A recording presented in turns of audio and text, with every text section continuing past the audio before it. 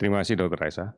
Saudara-saudara, hari ini sebelum saya menyampaikan kinerja data, ada beberapa hal penting yang perlu kami sampaikan di saudara-saudara sekalian. Yakni yang pertama adalah bahwa pada tanggal 13 Juli 2020 kemarin, telah ditandatangani oleh Menteri Kesehatan keputusan Menteri Kesehatan tentang pedoman pencegahan dan pengendalian Coronavirus Disease 19 atau COVID-19 dengan nomor KMK HK 0107-Menkes /413/2020. Ini adalah revisi kelima yang kemudian mencabut KMK 247 tentang revisi keempat.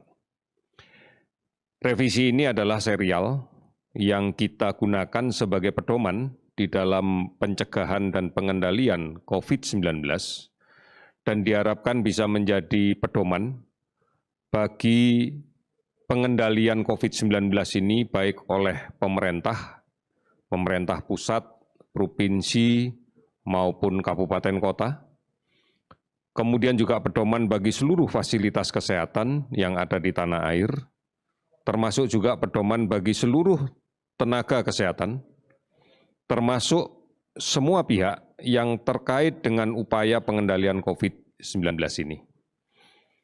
Ada 9 bab di dalam pedoman ini, sama dengan pedoman yang lalu, namun secara prinsip ada beberapa perbedaan mendasar yang sudah barang tentu kita akan segera sosialisasikan secara terus-menerus.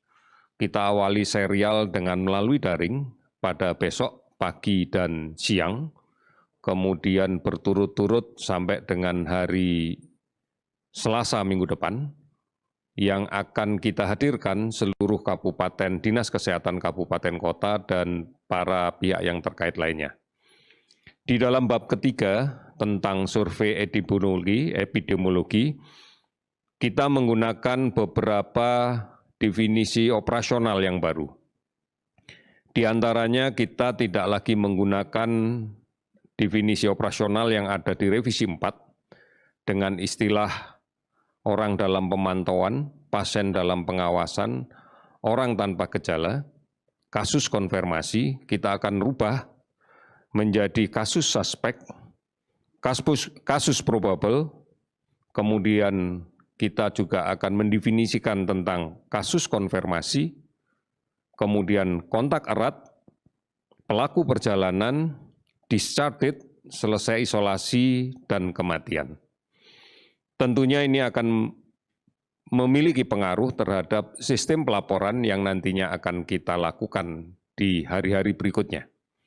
Secara prinsip dan mendasar tidak ada perubahan di dalam kaitan dengan kita mengidentifikasi kasus ini, tetap dengan menggunakan basis penegaan diagnosa, pemeriksaan antigen dengan real-time PCR atau menggunakan TCM.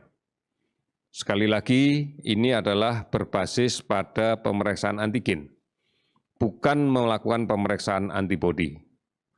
Oleh karena itu, saudara-saudara sekalian, secara garis besar, nanti secara terus-menerus akan kita sampaikan, bahwa kasus suspek itu ada 3 kriteria, di antaranya adalah kasus infeksi saluran pernafasan yang akut, di mana di dalam riwayat penyakitnya dalam 14 hari sebelum sakit, dia atau orang yang bersangkutan berasal atau tinggal di daerah yang sudah terjadi local transmission atau penularan lokal. Maka kita masukkan ini dalam kelompok suspek. Kemudian yang kedua, dalam 14 hari terakhir, pernah kontak dengan kasus yang sudah terkonfirmasi positif atau kontak dengan kasus probable. Kontak dalam hal ini adalah kontak dekat. Kontak dekat kurang dari 1 meter tanpa pelindung dengan waktu sekitar lebih dari setengah jam dan seterusnya. Maka ini juga kita masukkan di dalam kelompok kasus suspek. Atau kemudian infeksi saluran pernafasan atas yang berat dan harus dirawat di rumah sakit, dan tidak kita ketemukan penyebabnya secara spesifik yang meyakinkan bahwa ini bukan penyakit COVID. Artinya kita curiga bahwa ini adalah COVID, maka kita masukkan ini di dalam kelompok suspek. Kalau kita lihat pada revisi keempat, maka semua kasus PDP adalah kasus suspek. Bahkan kasus ODP di mana ada keluhan ISPA dan pernah kontak dengan kasus terkonfirmasi positif, itu pun masuk di dalam kasus suspek. Kemudian yang kedua adalah kasus probable. Ini adalah penderita dengan infeksi saluran pernapasan berat, disertai dengan gangguan pernapasan, ARDS, atau kemudian meninggal, yang klinisnya meyakinkan bahwa ini adalah COVID. Itu bisa kita dapat dari gambaran ronsen paru misalnya, kita dapatkan dari gambaran hasil pemeriksaan laboratorium darah misalnya, dan ini belum terkonfirmasi pemeriksaan RT-PCR. Maka ini kita masukkan di dalam kasus probable. Oleh karena itu, kasus probable ini adalah kasus yang klinis. Kita yakini COVID, kondisinya dalam keadaan berat, dengan akut respiratory distress syndrome, ARDS, atau ISPA berat, dengan gangguan pernafasan yang sangat terlihat, namun belum dilakukan pemeriksaan laboratorium untuk menegakkan diagnosa COVID melalui RT-PCR. Ini adalah kasus probable. Berikutnya adalah kontak erat. Ini artinya kontak dengan konfirmasi, kasus konfirmasi positif, atau dengan kasus probable, kita masukkan di dalam kelompok kontak erat. Kemudian kasus konfirmasi ini tentunya sudah melalui pemeriksaan PCR dan hasilnya positif, bisa dengan gejala simptomatis atau tanpa gejala asimptomatis. Ini adalah termasuk di dalam kelompok pasien yang konfirmasi. Oleh karena itu, saudara-saudara, basis perhitungan inilah yang kemudian akan kita gunakan mulai hari ini untuk melakukan pelaporan data COVID-19. Hari ini kita telah melakukan pemeriksaan spesimen sebanyak 23.001 spesimen, sehingga total spesimen yang kita periksa hari ini adalah 1.097.468 spesimen. Dari jumlah ini kita mendapatkan kasus terkonfirmasi positif sebanyak 1.591 orang, sehingga totalnya kita sekarang sudah mencapai 78.572 orang. Mari kita lihat sebaran kasus yang kita dapatkan pada hari ini, kasus terkonfirmasi. Yang pertama adalah Jawa Timur hari ini melaporkan 353 kasus baru dan 352 sembuh. Kemudian DKI Jakarta 268 kasus baru dengan 120 sembuh. Sulawesi Selatan 197 kasus baru dan 144 sembuh. Kalimantan Selatan 161 sembuh dan 161 kasus baru dan 54 sembuh. Sumatera Utara 130 kasus baru dengan 20 sembuh.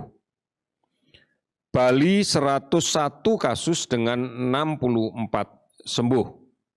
Jawa Tengah 80 kasus baru 30 sembuh, Jawa Barat 74 kasus baru dan 28 sembuh.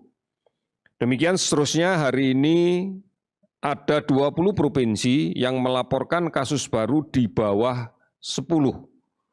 Bahkan ada 5 provinsi yang hari ini melaporkan tidak ada penambahan kasus, diantaranya Kalimantan Barat, tidak ada kasus baru dan melaporkan 13 sembuh.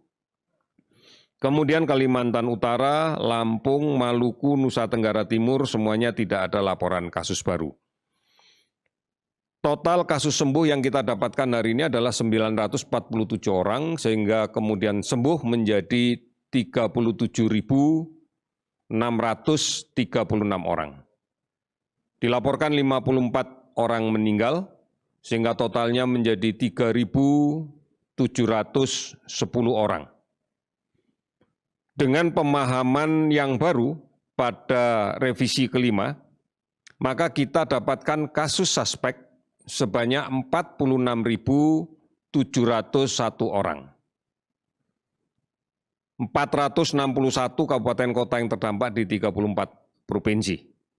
Saudara-saudara, ini data kita hari ini. Oleh karena itu, kita masih tetap harus meyakini bahwa proses penularan masih tetap saja terjadi. Ini disebabkan karena memang protokol kesehatan belum dijalankan dengan baik. Kami mengingatkan kembali, gunakan masker.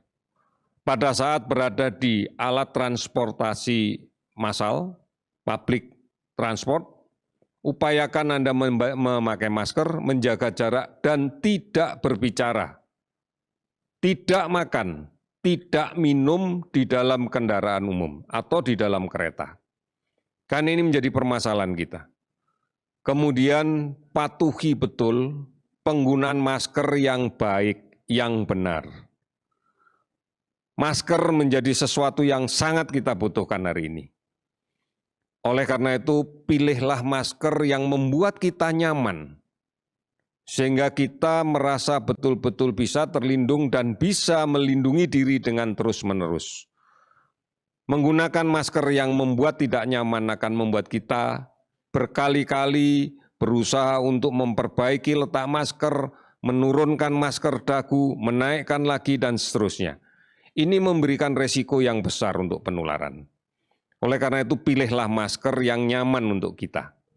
Saat ini sudah cukup banyak masker yang ada di pasaran, baik masker kain maupun masker kertas yang digunakan sekali pakai, ini bisa kita pilih. Prasyaratnya adalah gunakan dengan benar. Ini menjadi beberapa hal yang perlu kita atensi bersama, karena sekarang kesadaran menggunakan masker kami lihat sudah mulai cukup bagus. Namun masih banyak kita lihat menggunakannya tidak dengan cara yang benar. Ingat bahwa dengan mulai beraktivitas, dengan mulai bekerja di ruang kerja yang selama ini kita gunakan, dengan orang yang cukup banyak, dengan ventilasi yang kurang baik, dengan sirkulasi udara yang kurang baik, ini memberikan resiko yang tinggi. Kita selama ini terlalu merasa nyaman dengan udara yang dingin, hanya berpikir ruangan yang ber-AC, tetapi tidak pernah berpikir ruangan yang udaranya tersirkulasi dengan baik. Saat ini saatnya kita mulai berpikir dengan membiasakan diri untuk hal-hal yang mengurangi risiko penularan. Saudara-saudara, adaptasi kebiasaan yang baru sebuah keniscayaan. Harus kita jalankan. Tidak ada pilihan untuk kita. Karena penyakit ini masih ada dan masih terus ada di wilayah sekitar kita. Kita tidak bisa berharap sepenuhnya untuk kepastian kapan vaksin ini akan bisa kita dapatkan. Tidak ada yang bisa memberikan jaminan bahwa bulan depan, bahwa 2 bulan lagi vaksin sudah bisa kita dapatkan. Oleh karena itu, saudara-saudara, patuhi protokol kesehatan. Ini kunci kita untuk mampu beradaptasi dan kita bisa produktif tapi aman dari COVID-19. Kita pasti bisa melakukannya. Terima kasih, selamat sore.